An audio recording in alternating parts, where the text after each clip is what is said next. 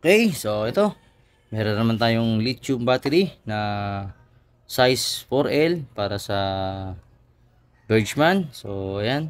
At sasabihin ko na ito sa may-ari. Then, pupunta siya rito. Kakabit ko na yung battery. So, yun nga sinasabi ko. Pagka lithium or LiFePO4 battery, sa ngayon, made to order muna tayo kasi nga medyo mabigat yung puhunan, no? Pero, kaya na ng budget nyo to kasi pinamura ko na. Sing nilow price ko na siya pero yung quality nandun pa rin, no? Okay, so yan na. Buo na yung kanyang LiFePO4 battery at yun, meron siyang active balancer, then ito yung BMS. Yan, yung naka-cover. Yan, no? Yan, yung BMS, no? BMS o yung board board management system saka active balancer. Yun po, may ilaw na yan. Then, yan, ito na yung takip, testingin natin. So, para bago isara, sureball na. Ayan, testingin natin. Gamit tayo ng tester, syempre. Meron tayong tester.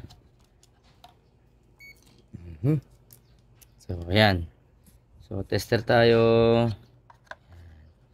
So, positive and negative. Check.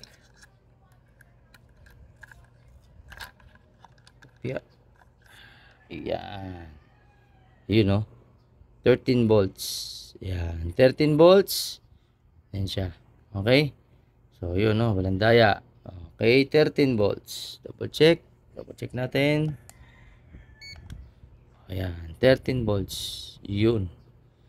13 volts. Malinis na malinis. Okay, LiFePO4 battery with 1 year warranty. Alright. So, saan pa kayo nakita? Battery na LiFePO4 1 year warranty. Okay? Dito lang yan, JJA Humble Works. So, yun lang. At mamaya bibigyan ko na ito sa customer. And yun. Salamat sa mga nagtitiwala. Sa mga gusto, so PM nyo lang ako. Okay?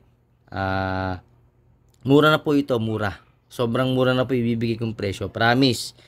Sabihin ko na, 1,800 sa size na 4L. Pagka 5L, 2,000 pesos. Okay? Yan. Go. PM nyo na lang ako, ha. San Pedro, Laguna po ako. JJA Humble Works. Search nyo lang sa Google Map. So, ito mamaya, iyan natin sa customer at ikakabit ko rin sa motor niya, Bergman. Okay. Thank you.